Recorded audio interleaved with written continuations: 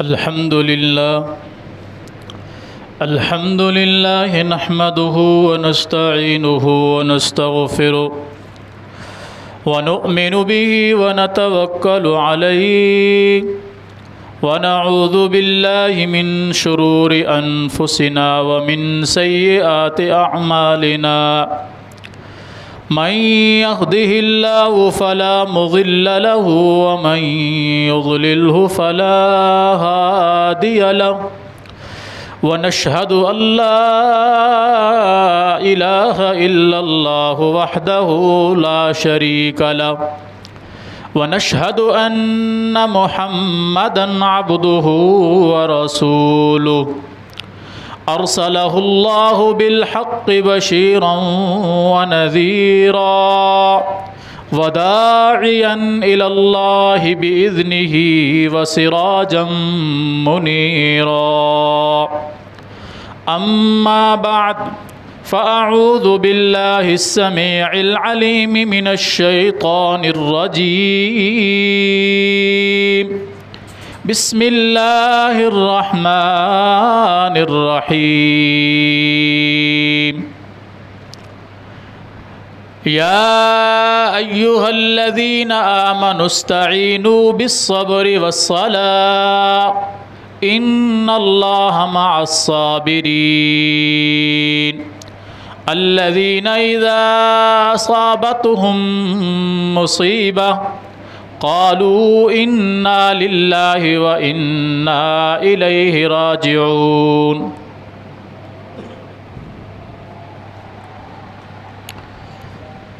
हर किस्म की हम्दो सना अल्लाह जल्ला जलालुहु के लिए बेशुमार बेहद्दो हिसाब दरूद व सलाम हूँ इमामुल अंबिया सैयदुल अंबिया जनाब मुहम्मदुर रसूलुल्लाह सल्लल्लाहु अलैहि व आलिहि व सहबिहि वसल्लम के ज़ात गिरामी पर। सूरह बकरा में अल्लाह रब्बुल आलमीन ने दूसरे पारे के तीसरे रुकू की पहली आयत में फ़रमाया, ऐ ईमान वालो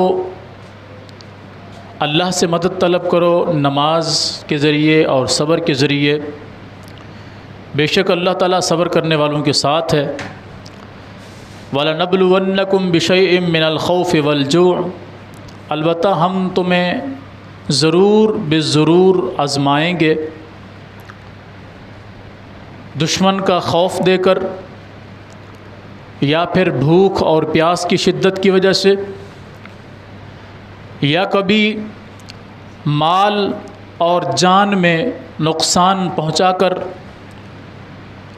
वबश्शिरिस साबिरीन, जो इन मुसीबतों और परेशानियों में सब्र कर जाए, खामोश हो जाए, अल्लाह के साथ अपने ताल्लुक़ मज़बूत रखे।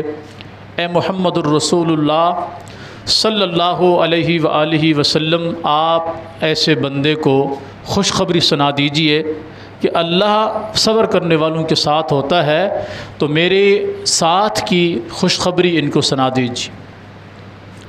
फिर अल्लाह ने मोमिनों की सिफ़त बयान की कि अल्लज़ीना इज़ा असाबतहुम मुसीबा, मोमिन तो दरअसल वो हैं कि इन्हें जब कभी कोई तकलीफ़ पहुंचती है तो ये वावेला नहीं करते, चीखो पुकार नहीं करते, बल्कि ये लोग कहते हैं कि इन्ना लिल्लाहि व इन्ना इलैहि राजिऊन, बेशक हम सब अल्लाह के लिए हैं और हम सब ने अल्लाह की तरफ लौट कर जाना है।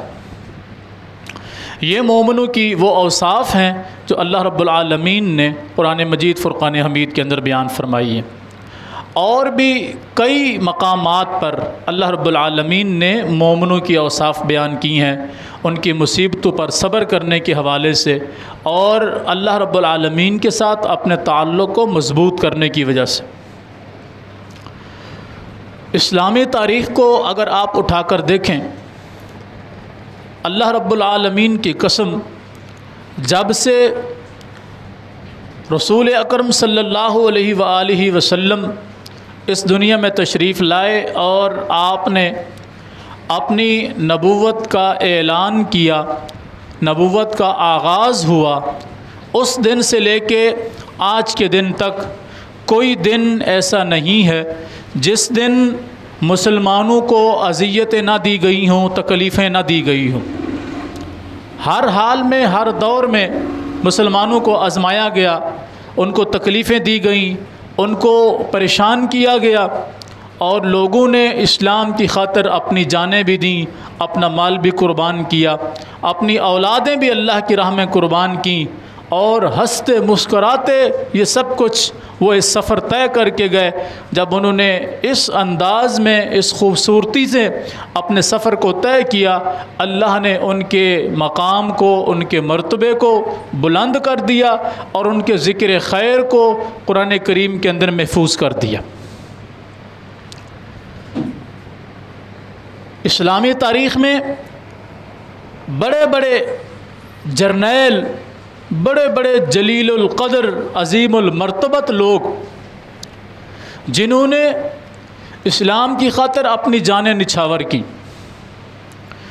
गुज़श्ता जुम्मा में आपने सुना कि सैयदा ज़ुनैरा रज़ी अल्लाह ताला अन्हा की आँखें निकाली गईं, सैयदा सुमैया रज़ी अल्लाह ताला अन्हा के जिस्म के टुकड़े किए गए, सैयदना यासिर रज़ी अल्लाह ताला अन्हु को शहीद किया गया, सैयदना बिलाल रज़ी अल्लाह ताला अन्हु को तपते सहराओं में लिटाया गया, जिस्म पर भारी भरकम पत्थर रखे गए। और इसी तरह जलीलुल क़द्र, अज़ीमुल मर्तबत सहाबा इकराम ने शहादतें कबूल की इस्लाम की खातिर। लेकिन आपको इस्लामी तारीख़ में कभी भी कोई दिन ऐसा नहीं मिलेगा जिस दिन किसी की शहादत पर किसी ने वावेला किया हो, चीखो पुकार की हो और गैर शरई काम सर अंजाम दियो। इसलिए कि इस्लाम कुर्बानियाँ मांगता है और कुर्बानियाँ देने वालों के लवाहिकीन को सब्र की तलकीन करता है। ऐसा नहीं कहता कि जिसने कुर्बानी दे दी है अब उसके लवाहिकीन ज़मीन सर पे उठा लें या आसमान सर पे उठा लें, इस तरह का करने का हुक्म नहीं दिया। सब्र और इस्तिक़लाल के पहाड़ बन जाए, ऐसे मोमिन अल्लाह रब्बुल आलमीन को चाहिए। जंग बदर में आप देखें, जंग ओहद में जब नबी मुकर्रम सल्लल्लाहु अलैहि वसल्लम के 70 सहाबा शहीद हुए और उन सहाबा इकराम रिज़वानुल्लाहि अलैहिम अजमईन में से एक सय्यदुश शुहदा, तमाम दुनिया में आने वाले शहीदों के सरदार, क़यामत तक आने वाले शहीदों के सरदार सय्यदुश शुहदा सैयदना अमीर हमज़ा रज़ी अल्लाह ताला अन्हु की शहादत का एक दर्दनाक वाक़या है। जिस्म के कई हिस्से किए गए, लाश का मुसला किया गया। मुसला कहते हैं लाश की शक्ल को बिगाड़ देना, चेहरे को मसख किया गया, हालत को बुरा कर दिया गया। नबी मुकर्रम सल्लल्लाहु अलैहि वसल्लम को ख़बर हुई, आप आए और आकर देखा अपने चचा के जिस्म को कि कई हिस्सों में कट चुका है, लाश का मुसला हो चुका है। आसमान की तरफ चेहरा मुबारक उठाया और एक ही बात अर्ज़ की, ए अल्लाह, यही मेरी जमात थी जिसे मैं तेरे रास्ते में लेकर आया था। अगर ये कट गई तो फिर तेरे इस्लाम का नाम लेने वाला कोई बाकी नहीं बचेगा। तू मेरे इन अज़ीमुल मर्तबत भाइयों की, अज़ीमुल मर्तबत शुहदा की शहादत को अपनी बारगाह में कबूल फरमा। और ये लाशा देखने के लिए जब आपकी फुप्पी सैयदा सफ़िया रज़ी अल्लाह ताला अन्हा तशरीफ़ लाई कि मैं अपने भाई के चेहरे को देखना चाहती हूँ, नबी अलैहिस्सलातु वस्सलाम ने इजाज़त नहीं दी कि तुम्हारे भाई की हालत इस तरह नहीं है कि जिसको तुम देख सको, उसकी हालत को बिगाड़ दिया गया है। सैयदा सफ़िया रज़ी अल्लाह ताला अन्हा बयान फरमाती हैं, ए भतीजे, आप मेरे भतीजे ही नहीं हैं, मेरे सरदार भी हैं, मेरे रसूल भी हैं, मेरे महबूब भी हैं, मेरे नबी भी हैं। आपने जो तालीम दी है वो तालीम मेरे सीने के अंदर घर कर चुकी है। अगर आप ये समझते हैं कि मैं अपने भाई की लाश को देखकर वावेला करूंगी, चीखो पुकार करूंगी, नौहा करूंगी, तो ऐसा नहीं होगा। मैं सब्र करूंगी और अपने भाई को देखूंगी। नबी अलैहिस्सलातु वस्सलाम ने इजाज़त दी, आई आकर अपने भाई के जिस्म को देखा, लाश की बेहुरमती की जा चुकी थी, लाश के साथ बुरा सलूक किया गया था। लाश को देखा और आसमान की तरफ इशारा करके कहा कि जिस दिन क़यामत का दिन होगा, लोग अपने अपने भाइयों की, अपने बेटों की, अपने शुहदा की लाशों के साथ आएंगे, मैं अमीर हमज़ा की लाश के साथ इस तरह आऊँगी कि उसके जिस्म का कोई हिस्सा सलामत नहीं है, और अल्लाह की बारगाह में ये अर्ज़ करूँगी कि ये तेरा बंदा तेरे रसूल की खातिर, तेरे दीन की खातिर लड़ते हुए इस हालत में पहुँचा। सब्र किया, सब्र का पहाड़ बन के दिखाया। एक सहाबिया हैं जिनको खबर मिली कि तुम्हारा बेटा जंग में शहीद हो गया है, वो पे कहती है कि मुझे इस बात की कोई परवाह नहीं है, अल्लाह उसकी शहादत को कबूल फरमाए। ये बताइए मुहम्मदुर रसूलुल्लाह सल्लल्लाहु अलैहि वसल्लम कैसे हैं?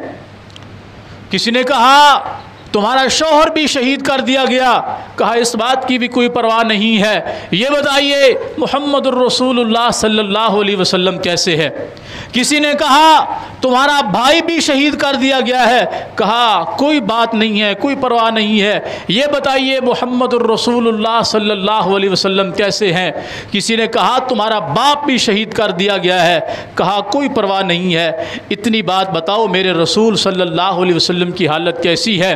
जब आकर सरवर कौनैन जनाब मुहम्मदुर रसूलुल्लाह सल्लल्लाहु अलैहि वसल्लम के चेहरे अनवर को देखा, बाप का, बेटे का, भाई का, शौहर का गम ख़त्म हो गया, और कसम खाकर कहती है अल्लाह के रसूल सल्लल्लाहु अलैहि वसल्लम आपके चेहरे अनवर को देख लिया है, अल्लाह की कसम अब कोई गम मेरे लिए गम नहीं रहा, अब कोई गम मेरे लिए गम नहीं रहा। मैंने आपको सलामत देख लिया, एक नहीं सैकड़ों जाने हूँ आप पर कुर्बान हूँ, आप सही सलामत हैं, आप ठीक हैं, मेरे सारे गम का मदावा सिर्फ आपकी ज़ात है। इस्लाम ने शहादतें मांगी हैं, मुसलमानों ने शहादतें दी हैं, कुर्बानियाँ दी हैं, लेकिन उनके लवाहिकीन ने वावेला नहीं किया, चीखो पुकार नहीं किया, इसलिए कि इस्लाम ने इन चीज़ों से मना किया है। नबी अलैहिस्सलातु वस्सलाम एक दिन गुज़र रहे थे, सही बुखारी में हदीस है, आप गुज़रे, देखा एक औरत अपने शौहर की कब्र पर बैठी रो रही है, नौहा कर रही है, चीखो पुकार कर रही है। नबी अलैहिस्सलातु वस्सलाम ने फरमाया ऐ अल्लाह की बंदी, अल्लाह से डर जाओ और सब्र करो। वो औरत रसूलुल्लाह सल्लल्लाहु अलैहि वसल्लम को अपने गम की वजह से पहचान नहीं पाई, और वो कहने लगी आप जाइए अपने रास्ते को नापिए, आपको नहीं पता जो गम और तकलीफ़ मुझे पहुंची है, अगर ये आपको पहुंची होती फिर मैं पूछती सब्र किसे कहते। नबी अलैहिस्सलातु वस्सलाम चले गए, उस औरत को बताया गया अल्लाह की बंदी, जिन्होंने तुम्हें सब्र का कहा था और अल्लाह से डरने का कहा था, जिनके साथ तुमने इस रवैये में बात की है, क्या तुम जानती हो वो कौन है? कहा वो कौन है? कहा वही तो मुहम्मदुर रसूलुल्लाह सल्लल्लाहु अलैहि वसल्लम थे। अल्लाह की कसम वो फ़ौरन अपने आंसू पूछती हुई अपनी आवाज़ को दबा दिया, खामोश हो गई, दौड़ी रसूलुल्लाह सल्लल्लाहु अलैहि वसल्लम के घर की तरफ। वो कहती हैं जब मैं अल्लाह के रसूल सल्लल्लाहु अलैहि वसल्लम के घर पहुंची तो मैंने आपके घर के बाहर कोई चौकीदार नहीं देखा, कोई दरबान नहीं देखा। आज अगर बंदे के पास दो पैसे आ जाएं या थोड़ी सी इज्जत बन जाए, उसके आगे पीछे चौकीदार घूम रहे होते हैं, सिक्योरिटी गार्ड घूम रहे होते हैं, चपड़ासी नौकर चाकर घूम रहे होते हैं, उस बंदे तक पहुंचने से पहले इन 10 बंदों को क्रॉस करना पड़ता है। वो कहती है मैंने रसूलुल्लाह सल्लल्लाहु अलैहि वसल्लम के घर के बाहर दरबान नहीं देखा, मैं रसूलुल्लाह सल्लल्लाहु अलैहि वसल्लम की खिदमत में हाजिर हुई और मैंने कहा अल्लाह के रसूल मैं माजरत चाहती हूँ अपनी बात पर, मैंने आपको पहचाना नहीं था, मैं आपको पहचान नहीं पाई और मैंने आपके साथ इस तरह का सलूक किया। अल्लाह के रसूल अब मैं अल्लाह से भी डरती हूँ और सब्र भी करती हूँ अपने सदमे पर। नबी अलैहिस्सलातु वस्सलाम ने फरमाया अस्सब्रु इंद सदमतिल ऊला, मेरी बहन सब्र तो वो था जो तकलीफ़ आते ही इंसान कर ले।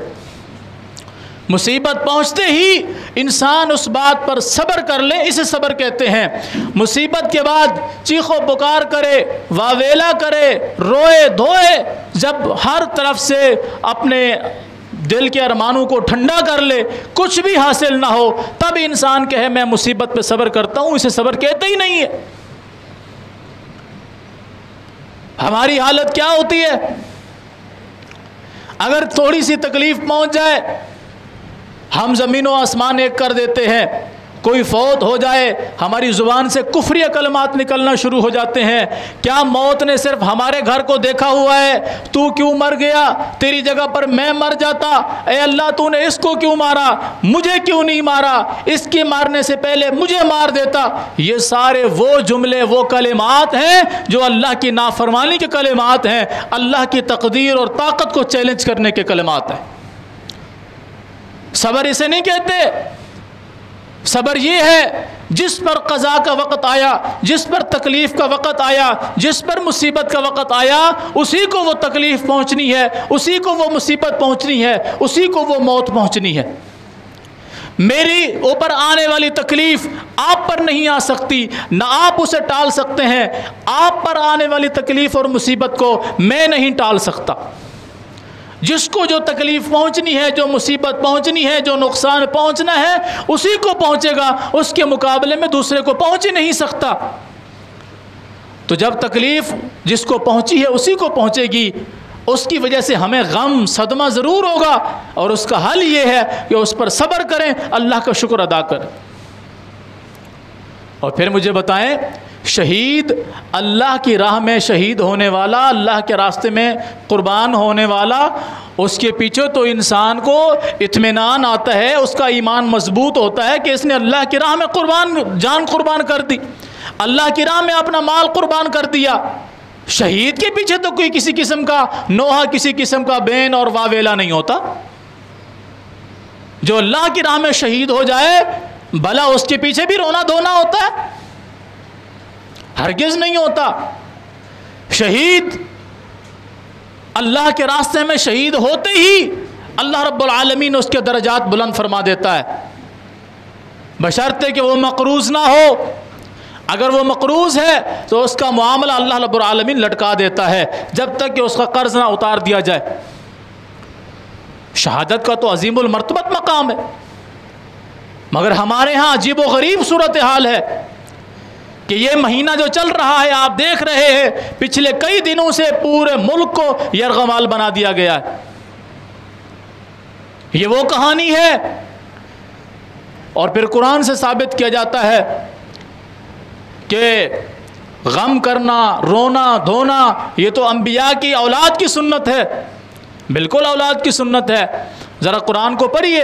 अल्लाह रब्बुल आलमीन ने सूरह यूसुफ में बयान फरमाया कि जब यूसुफ अलैहिस्सलातु वस्सलाम के भाइयों ने यूसुफ अलैहिस्सलातु वस्सलाम को कुएं में डाला और फिर उनके कुर्ते को उतार लिया था, पहले जानवर को ज़िबा करके उसका खून यूसुफ अलैहिस्सलाम के कुर्ते को लगाया, और देर रात को वो घर की तरफ लौटे तो वहाँ से चीखों पुकार करते हुए आए, रोते हुए आए, धाड़े मारते हुए आए, हाय हमारे भाई को भेड़िया खा गया, हम लुट गए, हम मारे गए, हम बर्बाद हो गए, क्या हो गया हमारे साथ जुल्म हो गया, ज़्यादती हो गई, हमारे भाई को भेड़िया खा गया। ईमानदारी से बताएं, कुरान ये नक्शा खींच रहा है, ये जुल्म करने वालों का नक्शा खींच रहा है, ये जिसके साथ जुल्म हुआ था उसका नक्शा खींच रहा है। वजाऊ अबाहुम इशाअन यबकून, शाम का वक़्त आए, रोते हुए, चीखते हुए, चिल्लाते हुए। वजाऊ अला कमीसिही बिदमिन कज़िब, अपने भाई के कुर्ते को लिया हुआ है, झूठा खून उसको लगाया हुआ है, ये कुरान के अल्फाज है। वजाऊ अला कमीसिही, अपने बाप के पास आए, शाम के वक़्त आए, रोते हुए आए, नोहा करते हुए आए, चीखों पुकार करते हुए आए। हालत क्या थी? सच्चे थे या झूठे थे? बिदमिन कज़िब, यूसुफ को खुद कुएं में डाला, उसके कुर्ते को उतार के जानवर को ज़िबा करके यूसुफ का खून बनाकर जानवर के खून को यूसुफ के कुर्ते के साथ मिला दिया। वो खून आलूदा कुर्ता लेकर बाप के पास आए। ईमानदारी से बताएं, ये लोग सच्चे थे या झूठे थे? बाप कौन है? अल्लाह का पैगंबर। याकूब अलैहिस्सलाम, याकूब नबी की औलाद है, नबी की औलाद ने मातम किया है, लेकिन किया कौन सा, सच्चा या झूठा? खुद ही जुल्म किया, खुद ही मातम किया। ये दलील होती है कि भाई कुरान में मातम साबित है, कुरान में रोना चीखना चिल्लाना, किसी की मैयत पर आहो बका करना कुरान में साबित है, बिल्कुल साबित है। मगर कुरान में ये भी साबित है कि जिन्होंने जुल्म किया रोए भी वही, जिनके साथ जुल्म हुआ था उन्होंने तो सब्र किया। कुरान ही बता रहा है। जब उन्होंने आकर कुर्ता दिखाया, अब्बा जी ये देखिए हमारे भाई को भेड़िया खा गया, ये उसका खून आलूदा कुर्ता है। याकूब अलैहिस्सलाम ने उस कुर्ते को लिया, जब कुर्ते को खोला सारा सच और झूठ वाज़े हो गया कि बड़ा समझदार, बड़ा अजीबो गरीब, बहुत ही ज़्यादा अक्लमंद भेड़िया था कि यूसुफ अलैहिस्सलाम को उसका एक बाल भी नहीं छोड़ा, मुकम्मल खा गया, लेकिन उसके कुर्ते को एक नाखून भी नहीं लगा। सारा प्लान समझ गए, सारी सूरत हाल समझ गए। एक ही बात कही, फरमाया तुम्हारे इस मामले को ना अल्लाह बेहतर जानता है, वल्लाहुल मुस्तआन अला मा तसिफून, अल्लाह सबसे ज़्यादा बेहतर जानता है, मददगार है मेरे इस मामले पर जो कुछ तुम कर रहे हो। और फरमाया मैं सब्र करूंगा, मैं सब्र करूंगा इसलिए कि अल्लाह सब्र करने वालों के साथ है। मुझ पर जो मुसीबत परेशानी अभी आई है मैं इस पर सब्र करूंगा।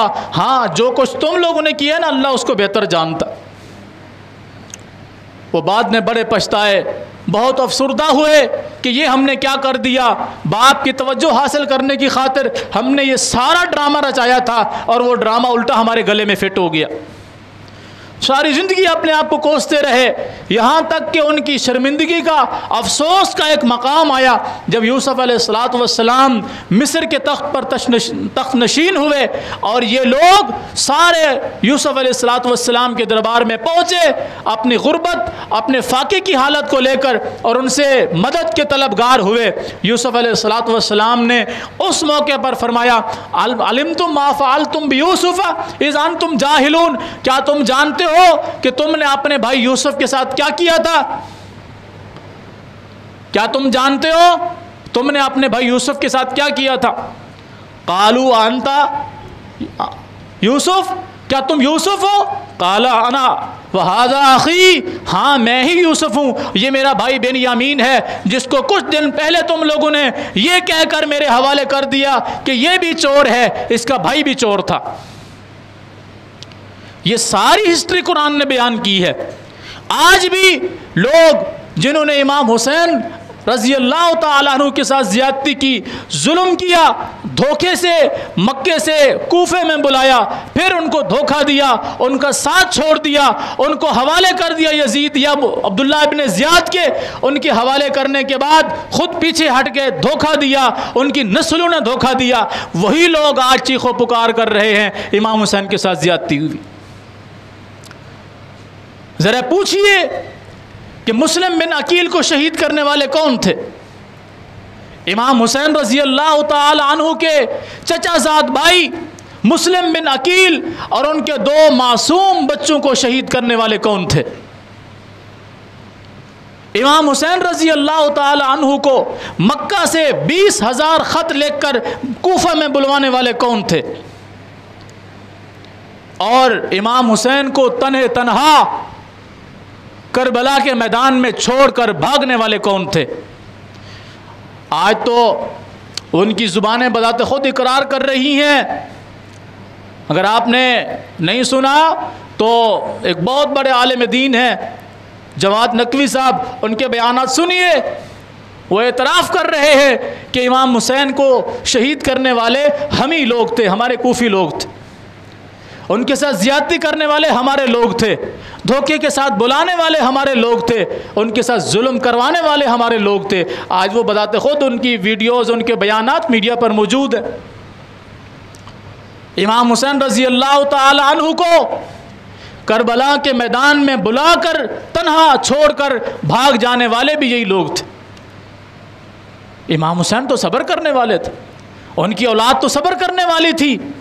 और मुझे बताइए ये कौन सी मोहब्बत है? मेरा बाप अगर किसी मुसीबत और परेशानी में मुब्तला हो और वो मुसीबत और परेशानी की हालत में ही इस दुनिया से चला जाए, जिस दिन वो इस दुनिया से जाए वो दिन जब भी मेरी ज़िंदगी में आएगा, मुझे अपने बाप का वो जुल्म, वो ज़्यादती, वो नाइंसाफ़ी जो उसके साथ हुई थी वो मुझे याद आएगी या मैं खुशी मनाऊंगा? ये बताएं।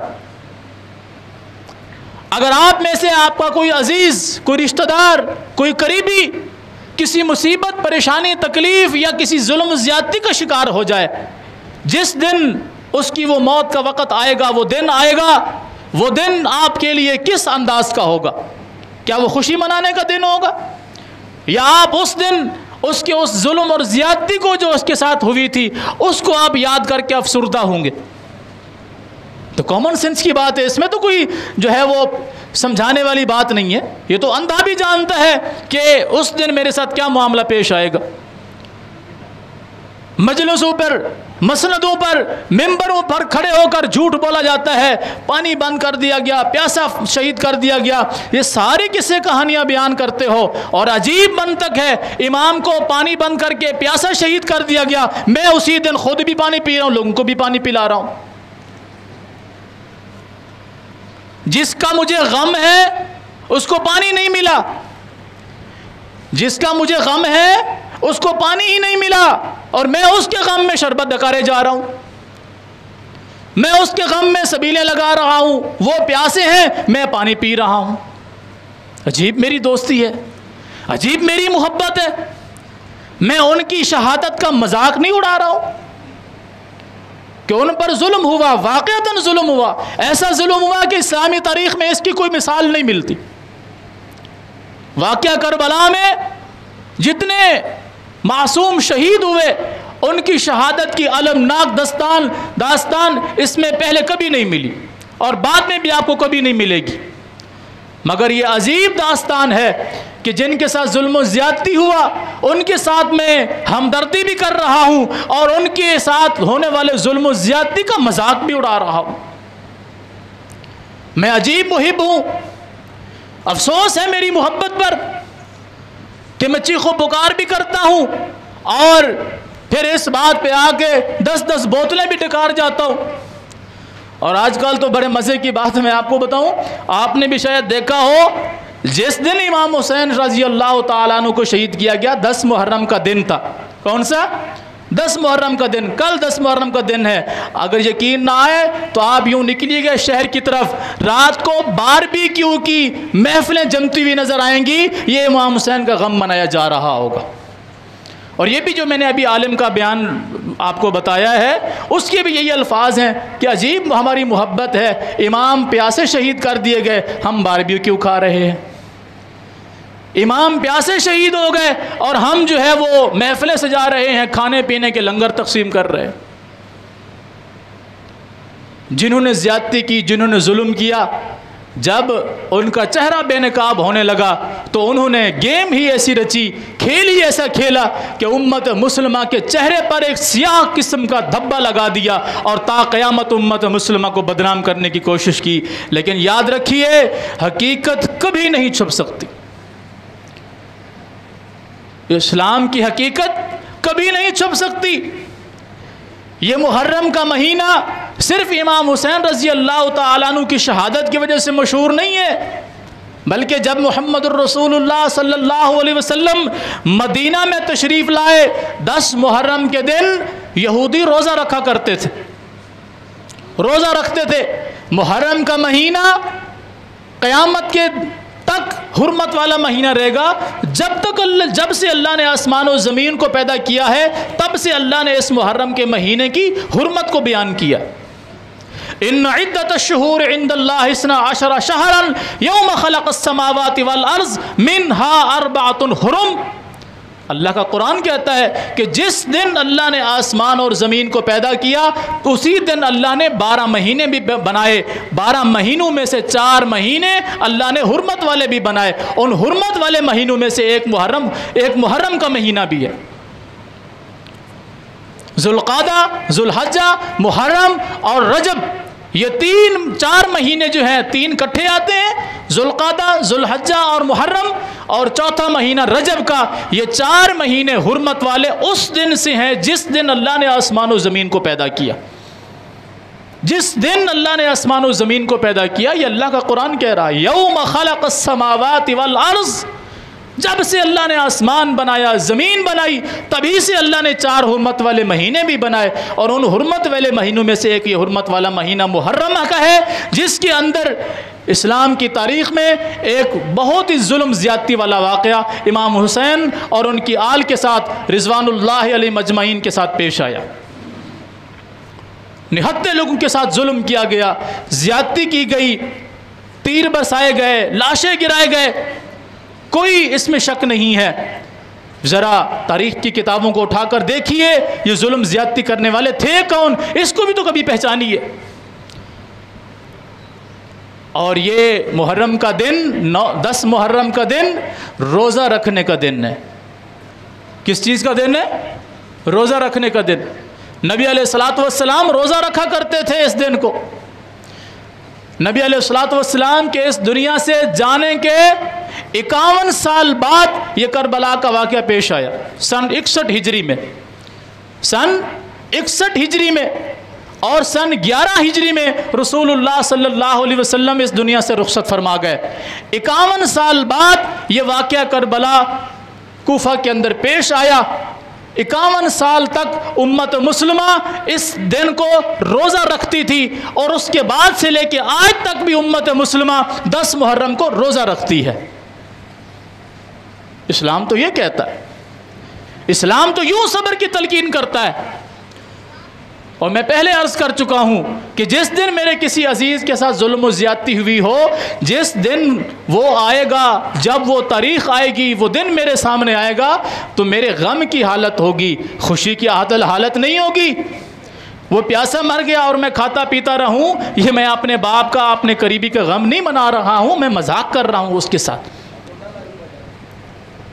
अल्लाह अकबर कबीरा। इस्लाम की तारीख़ भरी पड़ी है शहादतों से, इसमें कोई शक नहीं। मैं पहले अर्ज़ कर चुका हूँ कि आपको कोई दिन ऐसा नहीं मिलेगा जिस दिन मुसलमानों ने इस्लाम के लिए कुर्बानियाँ न दी हों। आप आगे तशरीफ़ लाएं, अगली सफ़ों को मुकम्मल करें, पीछे वालों को जगह मिल जाए।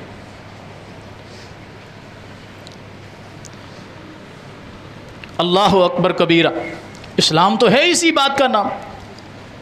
और अजीब गरीब कफ़ियत हालत ये होती है कि जिस इस्लाम ने सब्र की तलकीन की, हम उस इस्लाम की धज्जियाँ उड़ा देते हैं। कुरान ने नहीं कहा वला तक़उदू बिकुल्लि सिरातिन तुइदूना व तसुद्दूना अन सबीलिल्लाहि। अल्लाह अकबर कबीरा।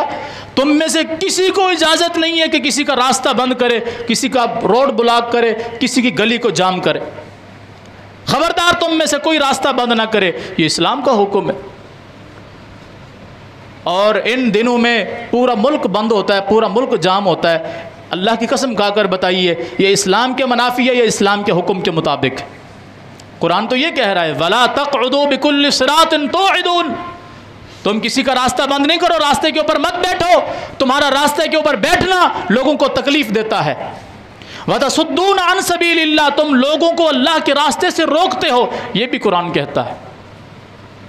आप जाइए शहर की तरफ, जो मसाजिद शहर के अंदर है, वहाँ लोग नमाज पढ़ने के लिए नहीं जा सकते। वजह क्या है कि गम छाया हुआ है, एक गम छाया हुआ है। हम कुरान की भी धज्जियाँ उड़ा रहे हैं, मुहम्मद रसूलुल्लाह सल्लल्लाहु अलैहि वसल्लम के फरमान की भी धज्जियाँ उड़ा रहे हैं। इस्लाम कहता है किसी का रास्ता बंद मत करो। हमने रास्ता ब्लॉक कर दिया है कि नहीं जी, तुम गुजर ही नहीं सकते यहाँ से, इतने दिन तक तुम्हारा यहाँ से गुजरना बंद है, क्योंकि हमें गम है, तुम्हें गम है, लोगों का जीना हराम है। ये अजीब किस्म का इस्लाम का और इस्लाम का मज़हब है। नबी अलैहिस्सलातु वस्सलाम ने जिस दिन फरमाया ना, अपने सहाबा को ये आयत सुनाई कि रास्ते पे मत बैठा करो, लोगों के रास्तों को बंद नहीं किया करो, तुम्हारे बैठने की वजह से लोगों को तकलीफ होती है। कहा अल्लाह के रसूल सल्लल्लाहु अलैहि वसल्लम, बाज़ दफ़ा ऐसा होता है कि हमारा किसी चौराहे पर, किसी रास्ते पर बैठकर गुफ्तगू करना लाजमी होता है, यानी बाज़ दफ़ा ऐसा होता है कि मैं अभी गुजर रहा हूँ, किसी ने मुझे रास्ते में रोक लिया कि कोई ऐसी बात करनी है, अब लामहाला इतनी फुर्सत मेरे पास भी नहीं कि मैं उसको अपने घर में लाऊं, इतनी फुर्सत उसके पास भी नहीं कि मैं उसके घर में जाके बैठूं, तो लामहाला किसी किनारे पे खड़े हो जाएंगे या कोई 2 मिनट बैठ जाएंगे बातचीत करने के लिए। तो इंसान की ज़रूरत है। कहा अल्लाह के रसूल हमारी ये ज़रूरत है, हम कोई खुशी से या जानबूझकर लोगों का रास्ता बंद करने के लिए नहीं बैठते, और सहाबाए कराम किसी का रास्ता बंद करते भी नहीं थे, वैसे एक कोने पे बैठे होते थे, रास्ते के किनारे पे बैठे होते थे।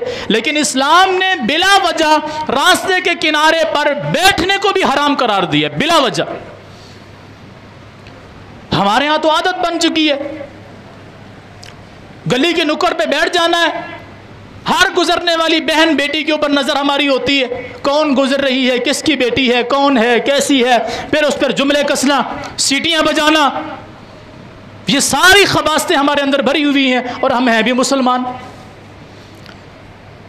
वो नुफूस कुदसिया सहाबाए कराम रिज़वानुल्लाह अलैहिम अजमईन इन तमाम गिलाज़तों से पाक थे, फिर भी अल्लाह के रसूल ने रास्ते में बैठने से मना किया। कहा अल्लाह के रसूल हमारी ये मजबूरी है। फरमाया सुनो, अगर तुमने रास्ते के ऊपर बैठना ही है तो फिर रास्ते का हक अदा किया करो, फिर रास्ते के ऊपर बैठा करो। हक क्या है? फरमाया जब कोई गुजरे तुम्हें सलाम कहे तुम सलाम का जवाब दोगे, नंबर 1। नंबर 2, तुम्हारी निगाहें नीचे होनी चाहिए। गुजरने वाली किसी की बहन बेटी कोई गुजर रही है, तुम्हारा उससे कोई ताल्लुक नहीं, तुम्हारी निगाहें नीचे होनी चाहिए, और तुम अपने हाथों को रोक कर रखोगे, मतलब गुजरने वाले को तुम्हारी वजह से ज़रा बराबर भी तकलीफ ना हो। ये तो इस्लाम का हुक्म है, और इस्लाम इसे कहते हैं। और तुम नेकी का हुक्म दोगे, बुराई से मना करोगे, ये रास्ते के हक हैं। ईमानदारी से बताएं, इस वक्त जो हमारे मुल्क में रास्तों की, रोडों की कंडीशन है, कोई एक निशानी मुझे बता दीजिए जो इस्लाम के इस हुक्म के अंदर हो और वो उस रास्ते के ऊपर पाई जाती हो। पूरे मुल्क की सिक्योरिटी की मां बहनें कर देते हैं हम लोग। क्या है कि एक चंद लोगों को प्रोटोकॉल देने के लिए करोड़ों की तादाद में मुसलमानों की दिल आज़ारी की जाती है, उनको परेशान किया जाता है। ये हमारे मुल्क का कानून है जिस पर अरबों रुपए का बजट लगा दिया जाता है, 2-2, 3-3 महीने पहले प्लानिंग की जाती है, रूट फिक्स किए जाते हैं, सिक्योरिटी तैनात की जाती है। क्यों? क्योंकि इस्लाम के मानने वाले गुजर रहे हैं। अगर ये सारे इस्लाम के मानने वाले हैं तो जो बाकी लोग हैं इनका क्या कसूर है? ये कहाँ से आए? क्या इस्लाम इसको कहते हैं? इस्लाम तो अमन और रवादारी का दीन है। अमन और रवादारी के दीन में बदमाशी नहीं होती, जुल्म और ज्यादती नहीं होती। अच्छा, आप जुमा पढ़ने के लिए आए, किसी ने आपको रास्ते में रोका है कि आप जुमा पढ़ने के लिए क्यों जा रहे हैं? इस गली से न जाना, उस गली से जाना, क्योंकि इस गली में परेशानी होगी आपको। किसी ने आपको रोका? नहीं रोका। इसी तरह जिस भी मस्जिद में लोग अभी जुमा अदा कर रहे हैं, किसी ने रोका है कि तुम मस्जिद में जुमा अदा करने के लिए ना जाना, वहाँ हालात ख़राब है।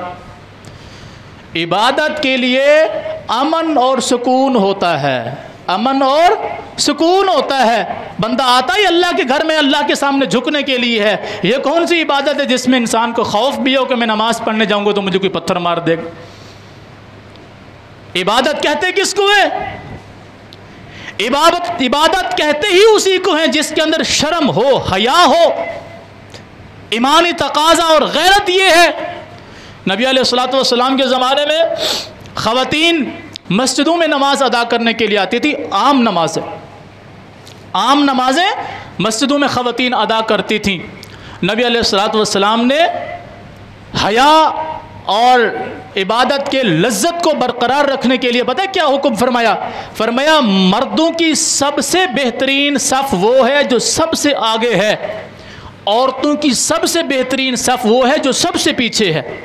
क्या मतलब? अभी तो पर्दों का इंतज़ाम होता है, अल्हम्दुलिल्लाह ख़वातीन बापर्दा होकर नमाज अदा करती हैं, ईदैन की नमाज हो, जुमा की नमाज हो, आम नमाजें हों।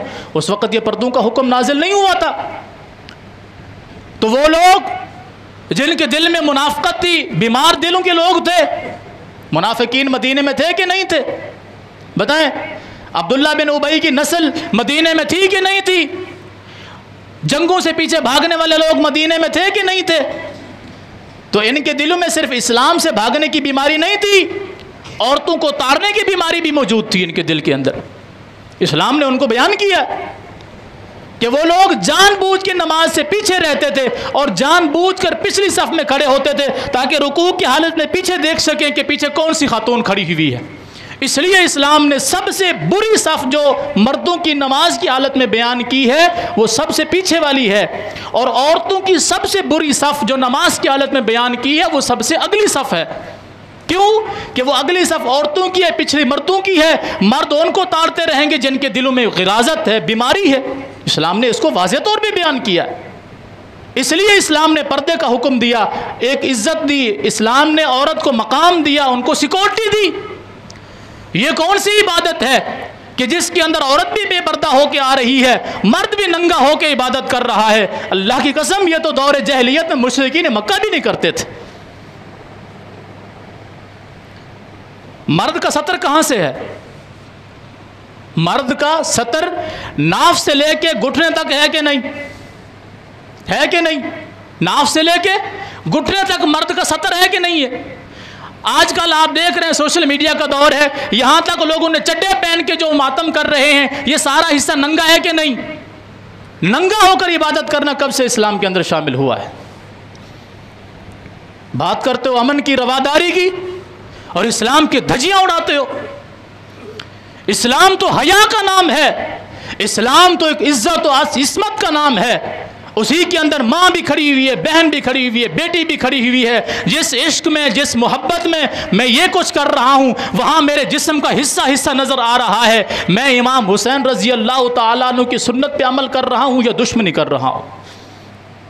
मेरे इमाम ने जाने पेश कर दी, जानों के नजराने दे दिए, किसी बहन बेटी की इज्जत को उसके सर से दुपट्टा भी नहीं उतरने दिया। मैं वो सारी किस्से कहानियां बयान करता हूं जो मैंने खुद घड़ी हुई हैं, लेकिन मैं सारी मुखालफत करता हूं उन्हीं की। तो इस्लाम इस बात का नाम नहीं है। गम और परेशानी के आलम में इस्लाम सब्र का हुक्म देता है, इस्लाम रवादारी का हुक्म देता है, इस्लाम सब्र और इस्तिक़लाल का हुक्म देता है, अपने आप को अल्लाह के साथ जोड़ने का हुक्म देता है। इस्लाम इस बात का नाम है। मैंने सही बुखारी की हदीस आपको पेश की है। नबी अलैहिस्सलातु वस्सलाम ने उस औरत से क्या फरमाया था जिसका शौहर फौत हो गया था? सब्र कीजिए। उसने कहा जाओ, नहीं जानती मैं, क्या पता आपको सब्र क्या होता है। जो मुझ पर गम आया है वो आप पर आता तो मैं पूछती। फिर जब उसे बताया गया जिसके साथ तुमने इस तरह का रवैया इख्तियार किया वही तो रसूलुल्लाह सल्लल्लाहु अलैहि वसल्लम थे। और आपने क्या फरमाया? अस्सब्रु इंद सदमतिल ऊला, सब्र वो है जो सदमे और तकलीफ़ के शुरू में किया जाए। हम चीखो पुकार कर लें, वावेला कर लें, मुल्क की ऐसी की तैसी कर दें, मईशत तबाह कर दें, कारोबार बंद कर दें, लोगों को अज़ियतें दें, तकलीफ़ें दें, रास्ते बंद करें और जानो माल का नुकसान करें, और हो हमारा इस्लाम का लिबादा, तो इस्लाम ने इसे लिबादा इस्लाम का तौर पे पेश नहीं किया, कबूल नहीं किया, बल्कि इस्लाम की दुश्मनी के अंदर इसको पेश किया है। नहीं यकीन आता तो कुरान को पढ़ कर देखिए या मुहम्मदुर रसूलुल्लाह सल्लल्लाहु अलैहि वसल्लम के फरमान को पढ़ कर देखिए। मैंने 17वें पारे की आयत आपके सामने पेश की कि रास्ते पर मत बैठो, रास्तों को मत रोको, तुम्हारी वजह से किसी को तकलीफ ना हो। ये अल्लाह का कुरान कहता है। जो कुछ इस वक्त मुल्क में हो रहा है, अगर ये अल्लाह के कुरान के मुनाफी नहीं है तो मुझे कोई एक बात बता दीजिए कि आपने मिंबर रसूल पे खड़े होकर झूठ बोला है। अल्लाह के कुरान में तो ये है और आपने ये कहा है। और इंशाअल्लाहुल अज़ीज़ ता क़यामत इस मिंबर से जो भी अल्लाह का बंदा खड़े होकर आपको वाज़ो नसीहत करेगा, या अल्लाह के कुरान से करेगा या मोहम्मद मुस्तफ़ा के फरमान से करेगा सल्लल्लाहु अलैहि वसल्लम। इस्लाम हमेशा कुर्बानियाँ मांगता आया है। इस्लाम का शजर, इस्लाम का दरख्त इंसानों के खून से सींचा गया है। लोगों ने अपनी जानों के नजराने पेश किए, मालो मता पेश किया, औलादें पेश की, तब इस्लाम का शजर एक तनावार दरख्त की हैसियत में फैला और लाखों मुरब्बा किलोमीटर आज तो दुनिया का कोई मुल्क ऐसा आप नहीं दिखा सकते जहाँ इस्लाम ना फैला हो। ये मेहनतों के साथ फैला है, रोने धोने चीखों पुकार करने से नहीं फैला। ये लोगों को सच्चाई और हकीकत दिखाने के साथ फैला है। दलील के साथ दीन फैलता है, धड़ल्ले के साथ नहीं फैलता। और दीन अल्लाह और उसके रसूल के अहकामात का नाम है। अल्लाह रब्बुल आलमीन से दुआ है, अल्लाह हमें पक्का सच्चा मुसलमान बना दे, हमें मुनाफिक ना बनाए, हमारे दिलों से मुनाफिकत को निकाल दे, हमारे दिलों में सिर्फ़ और सिर्फ अल्लाह अपने और अपने रसूल की मोहब्बत और अपने रसूल के असहाब की मोहब्बत, अपने रसूल की अहले बैत की मोहब्बत और अल्लाह ताला तमाम उम्मत मुसलमा के मोमिनों और मुसलमानों की मोहब्बत हमारे दिलों में डाल दे। हमें जब तक ज़िंदा रखे, इस्लाम पे रखे, जब मौत दे तो शहादत और ईमान की हालत में मौत नसीब फरमाए। अक़ूलु क़ौली हाज़ा वस्तग़फ़िरुल्लाह ली व लकुम व लिसाइरिल मुस्लिमीन।